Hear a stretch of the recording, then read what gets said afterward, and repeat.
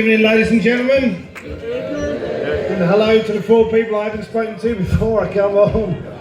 Please welcome onto the stage Ian Stone.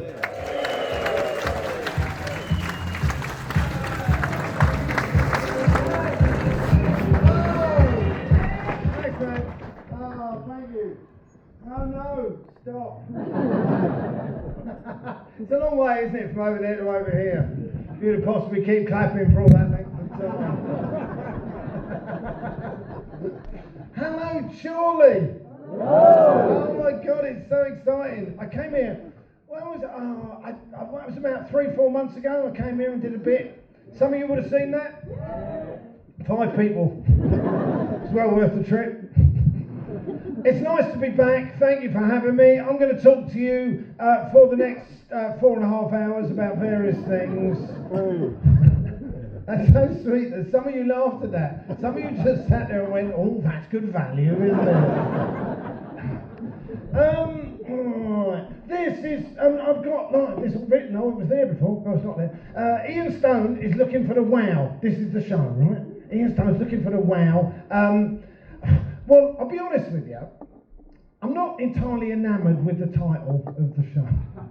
No, because what happens is you go to Edinburgh, I went to the festival and brought this show up, or part of the show, and you have to come up with a title months before you know what it's about, right? And titles are very difficult. I mean, there was a bloke called Tony Allen, some of you might know, rest in peace Tony, he died a few years ago. He went up to Edinburgh Festival with a show called Sold Out, and no one came because they thought it was sold out.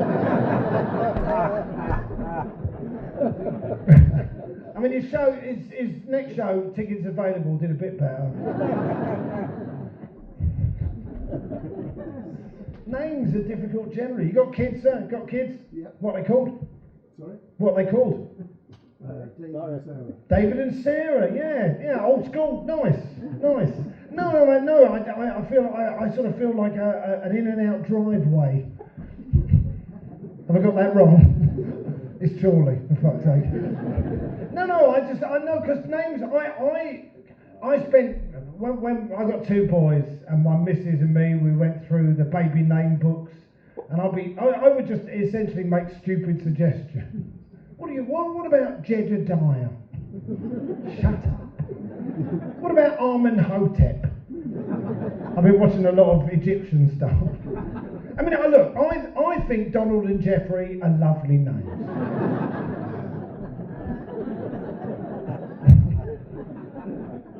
Sometimes though, you've got to wonder about the parents. I went to a wedding years ago, and the guest speaker was called Morris. I mean, for fuck's sake.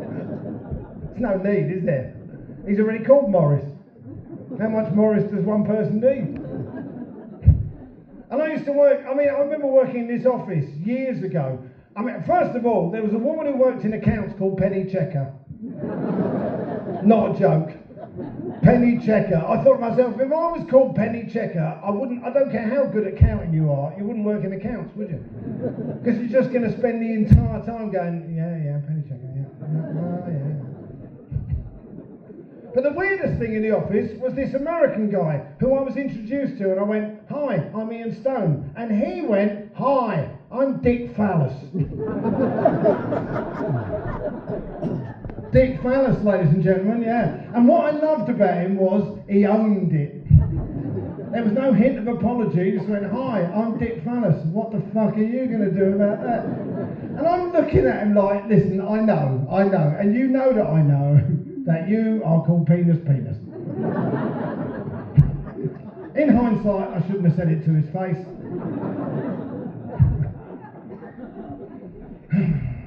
Yeah, names, yeah. So anyway, this show, Ian Stone is looking for the wow. The show basically is about awe, right? We all understand the concept of awe, right?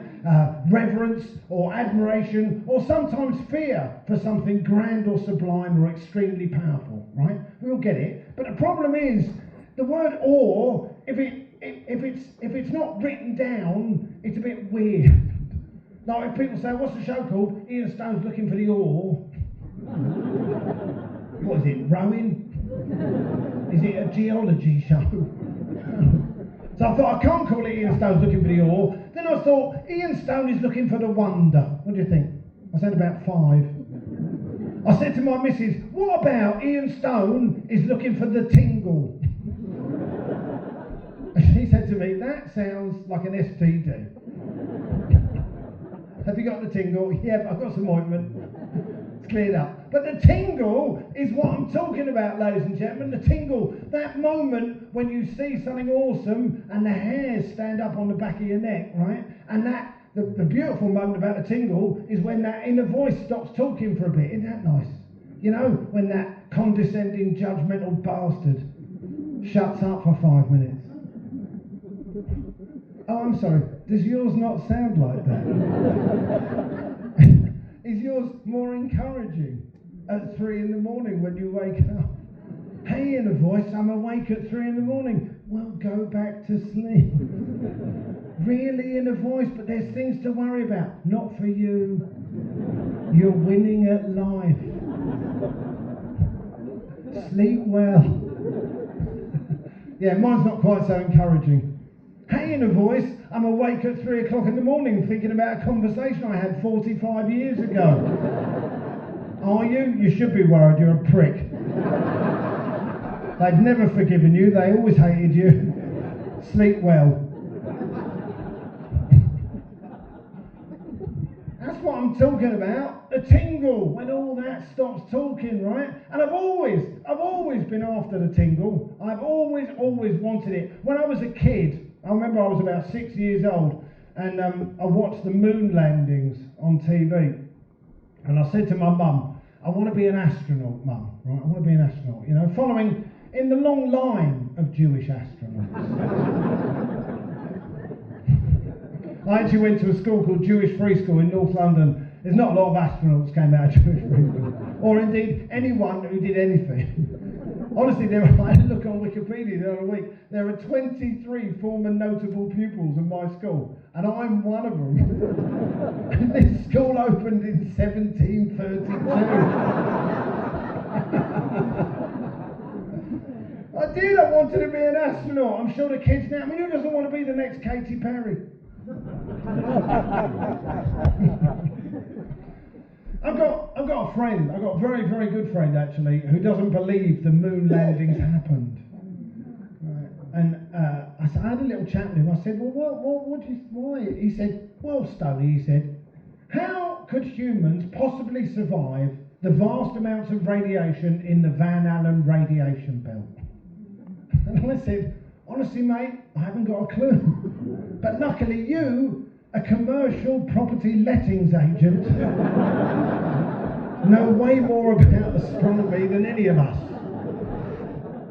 He read something on the internet. I decided to have a look, right? So I looked it up, I had a Google, and it turns out that the radiation in the Van Allen radiation belt is indeed deadly to humans. It's deadly, but only if you stop there for a couple of days. Whereas if you go through on a rocket at 25,000 miles an hour, it's about the same as an MRI scanner. Another place I wouldn't spend a couple of days in. Do you want to come out, Dad? No, not just yet. I'm so relaxing. And people complain, don't they, about the cost of space travel. You know, the cost of it is prohibitive. Although I think you'll find that per mile, it's actually slightly cheaper than Virgin, whatever it is. Oh no, was it now? Avanti West Coast. £37.50 for an upgrade. That's not a joke. It's just outrageous. If you travel to the moon peak time, it's quite expensive. If you book 4 months in advance. It's also the fact that we discovered things in space that we never had before. We've all got mobile phone cameras, right? All of us have got mobile phone cameras. The reason that young people can take photos of their food is because they went into space. Thank fuck. Look at me, I've got eggs. Snap, snap, snap. Didn't take photos of the food in the 70s, did we? Because it was a logistical nightmare, wasn't it? Because you take the photo, then you have to take another 23 photos to use up the roll. And And then you carefully remove the film from the camera, put it in a bag, take it to Boots, wait for a week, and then go and pick it up and take it round your mates. Go, that's where I had for dinner last Tuesday.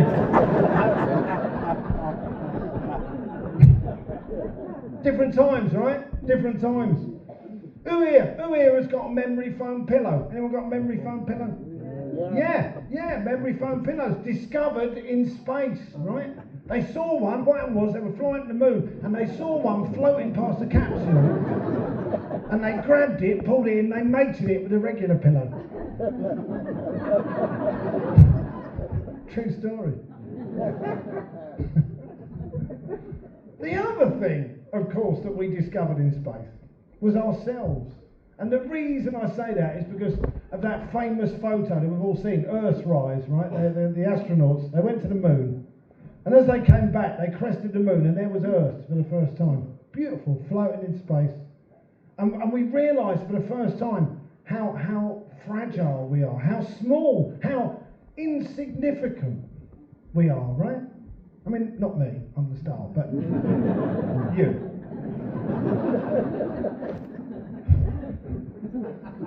And they got the tingle, didn't they? That's what happened. They must have got the tingle when they saw that. Here's a question for you. Let's see a little test. Who knows? Who's the oldest person to ever go into space? Anyone know this? You what? William Shatner. He is actually... People laugh at that. He's actually the second oldest. Some people laugh because they think, no, that wasn't real. William Shatner went up into space, but then he got beaten by a guy last year by a guy called Ed Dwight, right? I don't know if you know this story. It's a great story. He went up in the Amazon rocket. Jeff Bezos took him up, and he was 92. And the story is beautiful, right? When he was 18, Ed Dwight, he was an Air Force test pilot, right, in the United States. And he was really one of the top guys. And John F. Kennedy, who was the president at the time, selected him to be in the space program, and he joined NASA. And the idea was he was going to be the first ever black astronaut, right? And he was in NASA for 5 years, but he never got selected to go into space. And after 5 years, he left, and he was disillusioned, and he was muttering darkly about the possibility of racism in the decision, right? And to me, it's America in the 60s. It is a possibility. Or indeed, America this afternoon. I'll get to that. So he left NASA and he lived a life, right? He became a sculptor. I don't know if you know this, he became a sculptor. It's so cool. And when he was 92, Jeff Bezos phoned him up and he said, "Do you want to go up in the Amazon rocket?" And up he went. It's beautiful, isn't it?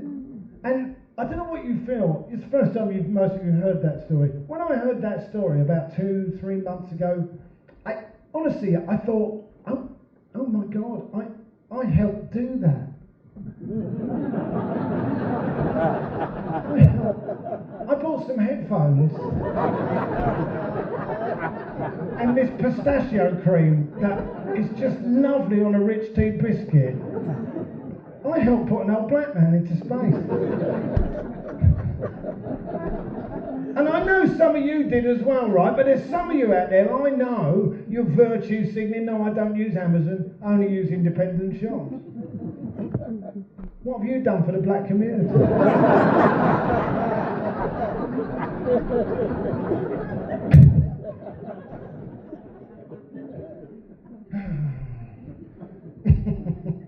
Anyway, as you can imagine, my astronaut career never really worked out.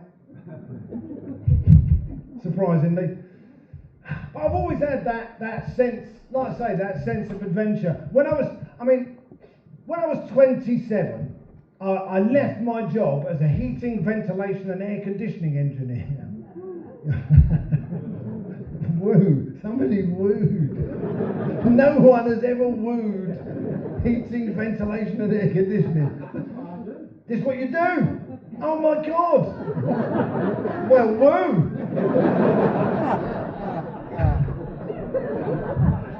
Well, nice to meet you. It's so nice to meet you. And what's your favourite radiator? A warm one. Right answer. It's all working. Yeah. Well, listen. I mean, I've got as much respect as the next man for heating, ventilation, air conditioning, but I didn't want to devote my life to it. So I went. I went to India. I went backpacking around India, around the world for a year. I went, and people said to me, "Oh, you're going to India. You're going to find yourself." That's what they always say. You're going to find yourself. Fair enough. What happens is you get on a plane, and 9 hours later you find yourself in India. Doesn't always get the biggest laugh, but I love that joke. Yeah, India was great. I mean, if you haven't been to India, there are a lot of temples. Fuck me, they love a temple. I saw about 5 temples a day. I got templed out. I did. And I was in this place called Khajuraho, and somebody said to me, "Oh, you've got to go and see the temple in Khajuraho. It's got erotic carvings on the wall." And I thought, I can't have a wank in a temple. Not again.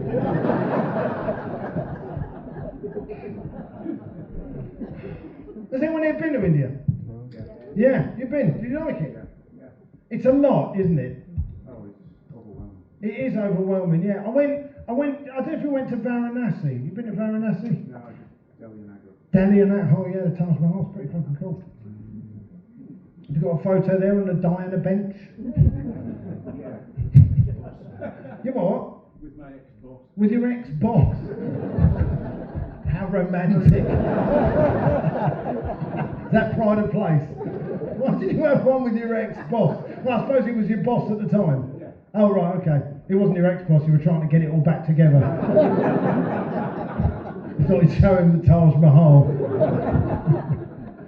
Look at that. Give him your job back. I went to this place called Varanasi, right? It's Benares now. It was Varanasi at the time. It is the oldest continuously inhabited city on earth. 3,000 years people have been there. And it's a holy city for the Hindus, right? And the Hindus believe that if you die in Varanasi, you will escape the endless cycle of death and rebirth and ascend to Hindu heaven, right? It's like a cheat code. Get straight, go directly to go, you know. And so you can imagine, right, I didn't realise this at the time, you can imagine, on the way in to Varanasi, there's just endless people who are dying, trying to get there. Honestly, on the bus, people last legs. How far is it? I haven't got long. Plus, where I was staying was on the same street about half a mile down the road from the funeral pyres where they burned the bodies, right? So I had an endless stream of people carrying their dead relatives past my hotel bedroom window, which was not the view I would have hoped for, but I was on a budget. And the other thing about Varanasi you should know, it's on the River Ganges, which is a holy river. And people they say it's spiritually cleansing, and people want to swim in it, and they also cast the ashes of their deceased relatives into it, which is a really excellent combination. No, because also the problem was that the poorer people didn't have enough firewood to burn the bodies properly. I know. So they had to tip them in, not fully burned. I know, and it was becoming a problem if you want to go for a swim and not get a mouthful of Uncle Dave. But then they discovered this amazing thing. There was this turtle they discovered that was quite partial to the taste of partially cooked human flesh. I don't know how they found that out. It's like some guy had access to corpses and turtles, and he'd cook one up and go, "What do you think?" "Oh, it's a bit overdone, this one." But it worked, and now the river is perfectly clean, right, and you can swim in it, except for, voracious flesh-eating turtles. But the point I'm making was that place was awesome. It was awesome. It had that wow quality. And I really felt it, the energy of all these believers. And by the way, me feeling that energy had nothing to do with the fact that on the second last day I was there, I got the best hash I've ever fucking had. And got invited to an Indian wedding. Just saying, it was awesome. That's what I'm talking about, right? Now, obviously, I think about this stuff quite a bit. My missus said to me 2 weeks ago, she said to me, I think you might have a touch of ADHD. Have you got a touch of ADHD, madam? No? You just thought, you're a comedian. Of course you fucking have. I get that, right? I get that. I had never thought about it up to this point. Then I asked my kids, and both of them went, oh yeah. There was no hint of, oh maybe. Oh yeah, of course you have that. And then I spent 2 days trying to read one article but not being able to concentrate on it. Which would suggest that I possibly do. And I know I'm not the only one. Of course I'm not the only one. There's quite a lot of people out there. Hitler. Did you know Hitler had ADHD? Hitler. No, apparently what happened was they found some of Hitler's blood on a sofa in the bunker in 1945, right? Because it's a nightmare to get out. Just imagining Adrian Brown going, I've tried everything, Adolf. They found some of Hitler's blood. And when 90 years later, when DNA testing techniques became better, they analysed it and they realised it was Hitler's blood, and it turns out that Hitler had ADHD and he also had a thing called Kalman syndrome, right? Which is a micro penis. Now, I don't want to make excuses for the guy. No, because my people have suffered at his hand, and he is a fellow sufferer. All I'm saying, Charlie, if I had a micro penis as well, I think I'd also hate the Jews. No, because there he is with hardly any penis, and we're just lopping bits off.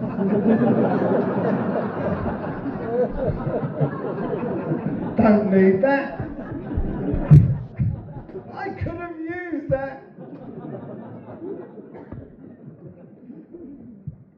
I should say, right, the ADHD does affect me. There's things happen, right?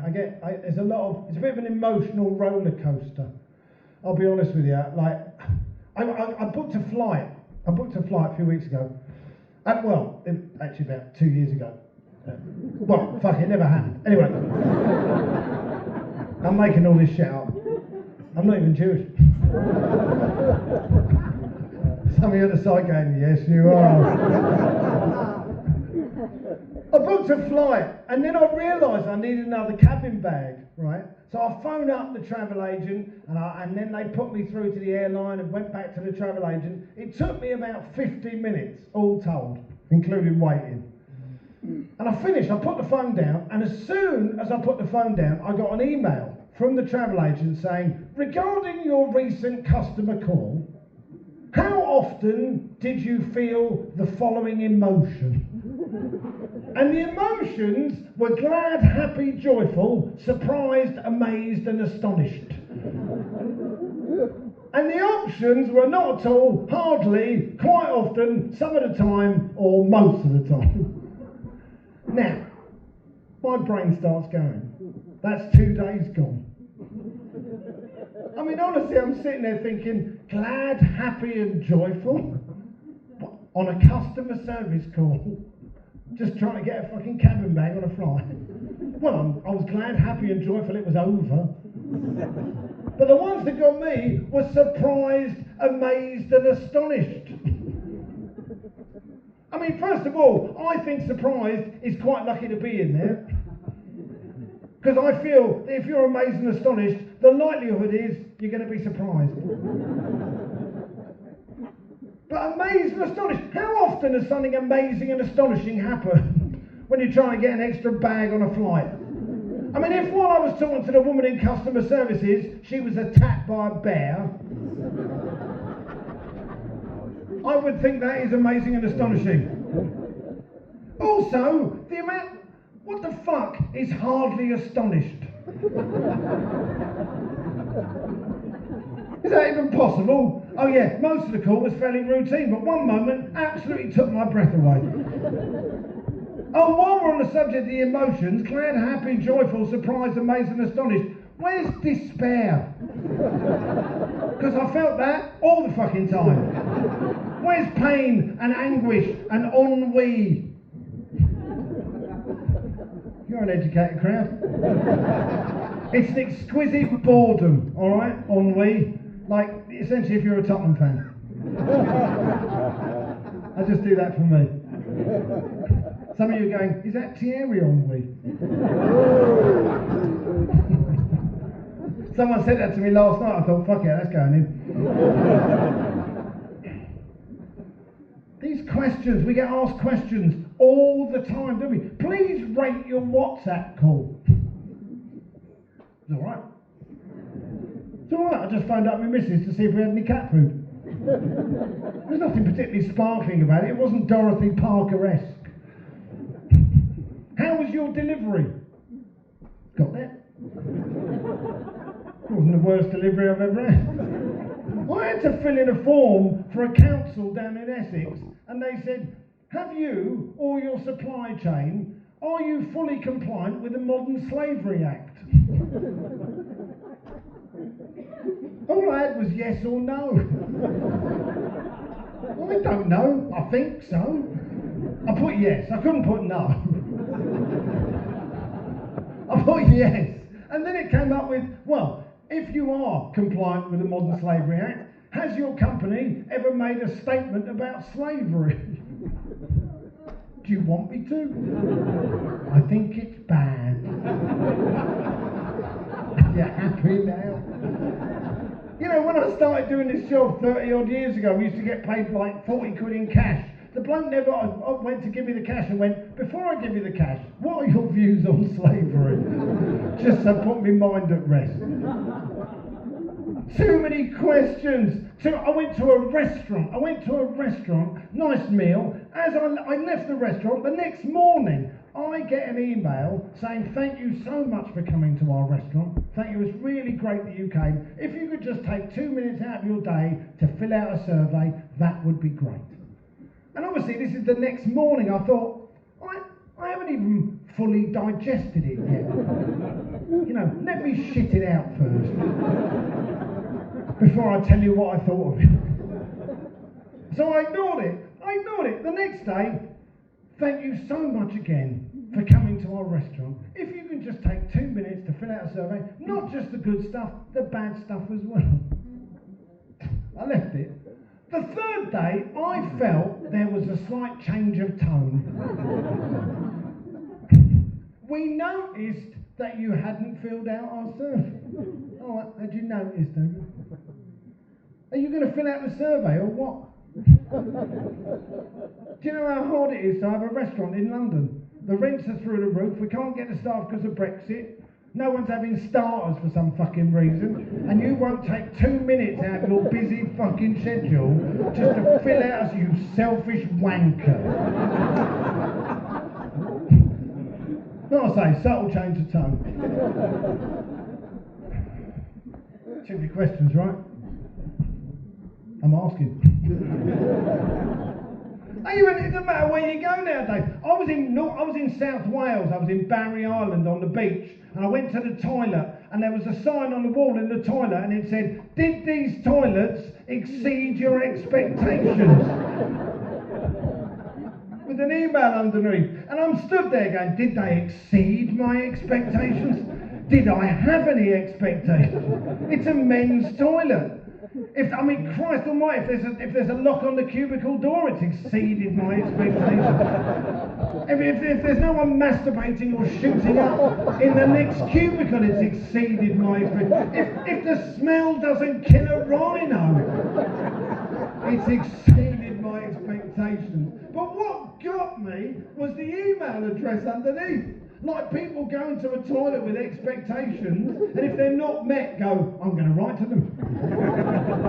Dear sir, I was so looking forward to my trip to your public facilities.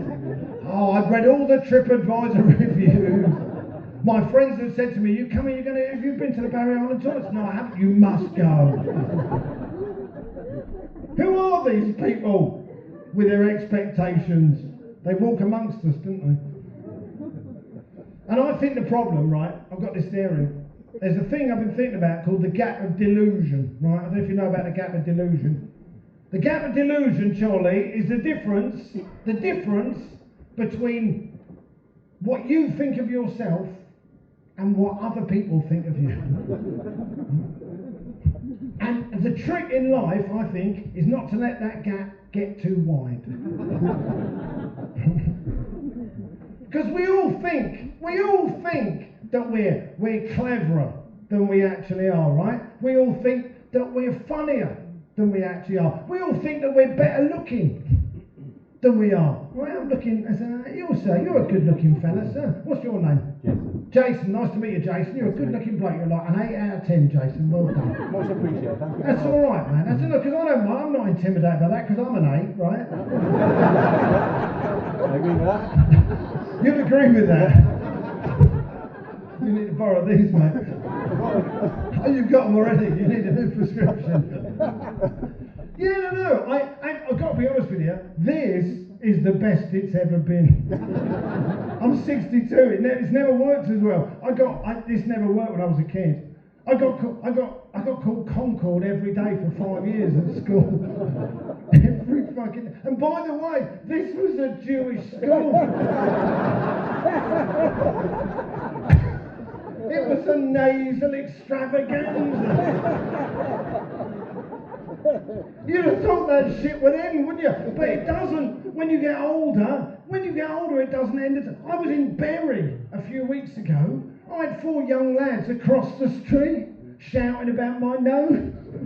From across, I mean, to be fair, if they could see it from across the street, they probably got a point.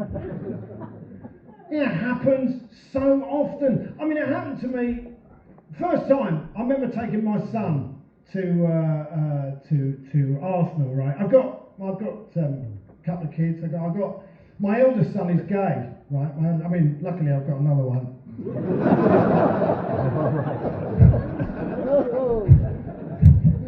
I'm joking.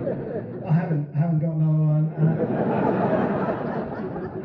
Joking, I love him. I wouldn't eat with him, but I told him that joke. Honestly, he went, "Really, Dad?" I went, "It's funny."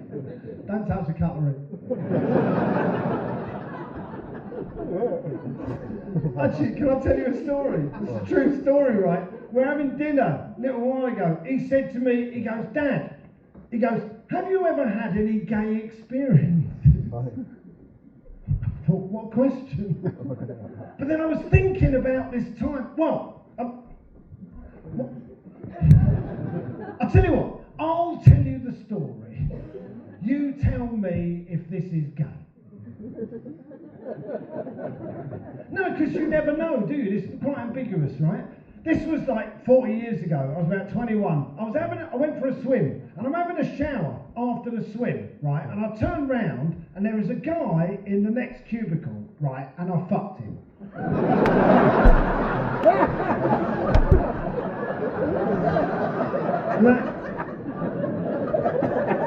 Don't tell me that's gay.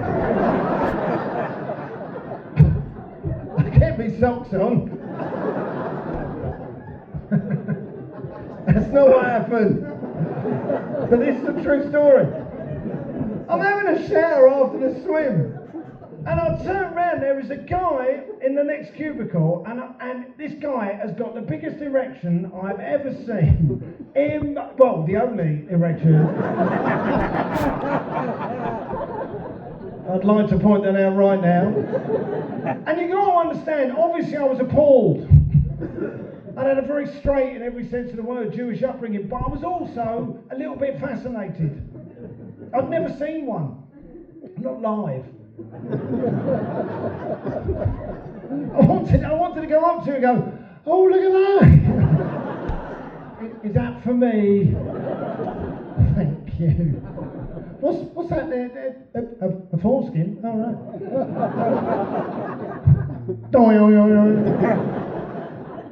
I didn't do that. I got out of there sharpish, right? Sharpish. And as I got out, I ran into a friend of mine. And I told him what had happened. And this mate of mine said to me, "Oh, mate," he said, "if someone thought I was gay, I'd be really angry." I thought, first of all, I don't understand why you would be angry. Second of all, I don't think he thought I was gay. I think he thought I was a straight bloke who looked like I might fancy a bit of a dabble. Little walk on the waltz. But even if he did think I was gay, what the fuck, right? Whatever you're into, right? There's no point in getting angry, is what I'm saying. Like, I don't like custard cream. I don't. But if I'm in somebody's house and they offer me a custard cream, I just don't know. I don't like custard cream. They're not the sort of biscuits I'm into. I don't get angry with them. Custard creams, what the fuck do you mean, custard cream? Do I look like the sort of bloke who likes custard creams? Coming round here with your filthy biscuity sandwichy ways. I've got nothing against people who like custard creams. Now, some of my best friends absolutely love custard creams. If somebody wants to eat custard creams in the privacy of their own home, that's fine by me. I just don't want custard creams rammed down my throat. I can see some of you still looking at me going, is this about biscuits? Is he still talking about biscuits? No. But I do like an Oreo. If you're laughing, that is entirely in your head. You what? It's the ADHD. You're not. No, you're fucking with me now. Anyway, listen, I'd love to chat. I don't mind a heckle, by the way. I genuinely don't. I get heckled.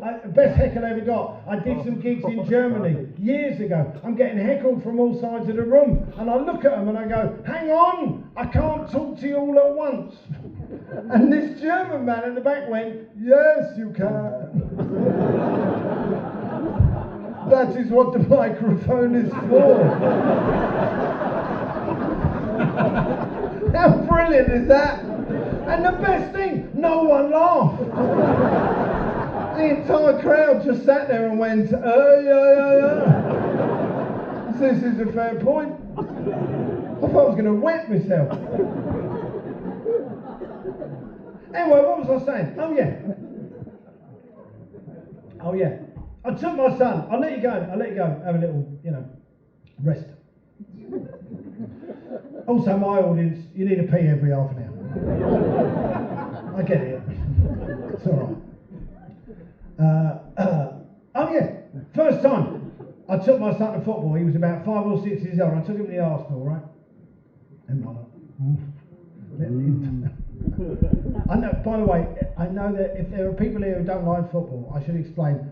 All of us who like football, we all think that we can manage teams as well as people who actually manage teams. Our basic thinking is, when I've watched thousands of hours of it, that means I'll be good at it. I mean, if that was the case, I'd make an excellent lesbian lover.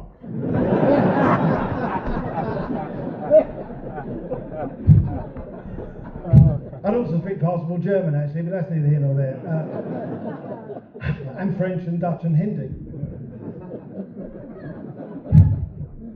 Took my son to the Arsenal. First time, he's 5 years old. I'm holding his hand. It's a big moment, right? Big parent bonding thing.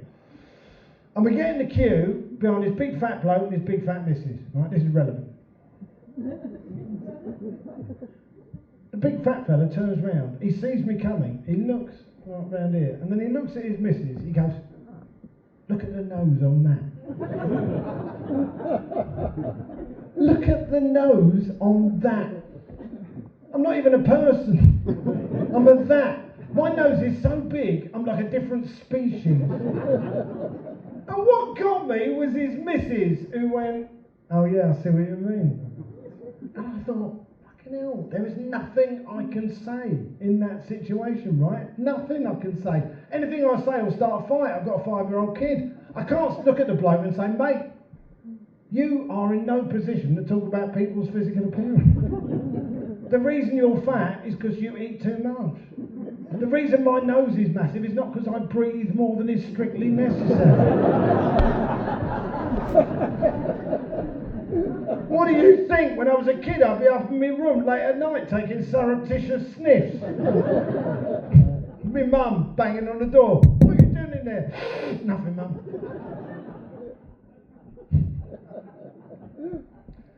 All right, look, I'll tell you what we'll do, right? One or two things before I go, right? Before we're going to have a break. If you can have a little think about things that you might find a bit wow, right? Wow things have happened in Chorley.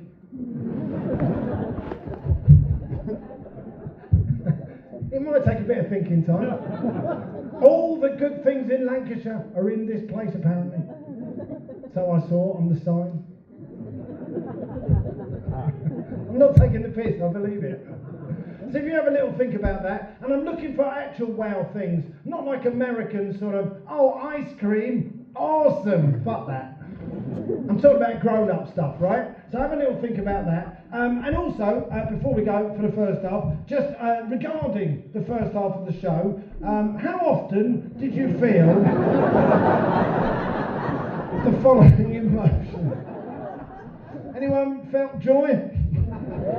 Oh, thank you, that's nice. Anyone felt pain and anguish? All right, we'll have about 20 minutes. Go and get yourselves a drink, and I'll see you shortly. Thank you very much. Cheers.